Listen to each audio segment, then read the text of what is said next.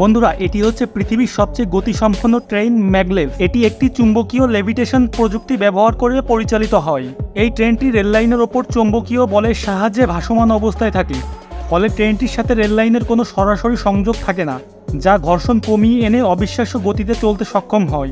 2021 সালে চীনের সাংহাইতে এই ট্রেনের সর্বোচ্চ গতির রেকর্ড করা হয়েছিল, যা ছিল ঘন্টায় 600 কিলোমিটার। ম্যাগলেভ ট্রেনের এই গতি এটিকে বিশ্বের দ্রুততম ট্রেনের মর্যাদা দেয়। ভিডিওটি শুরু করার পূর্বে আপনি যদি বাংলা টিউব চ্যানেলে নতুন হয়ে থাকেন, তাহলে অনুরোধ করব চ্যানেলটি সাবস্ক্রাইব করে বেল আইকনটিতে ক্লিক করে দিন। ট্রেনটির উচ্চ গতি অর্জনের পেছনে এর অ্যারোডাইনামিক ডিজাইন, শক্তিশালী ইলেকট্রোম্যাগনেটিক সিস্টেম এবং অত্যাধুনিক ইঞ্জিনিয়ারিং কৌশল গুরুত্বপূর্ণ ভূমিকা পালন করে। ম্যাগলেভ ট্রেন শুধুমাত্র গতির দিক থেকেই নয়, বরং এটি যাত্রা করার সময় কম শব্দ উৎপন্ন করে এবং কম্পনও কম হয়, যা যাত্রীদের জন্য আরামদায়ক যাত্রা নিশ্চিত করে।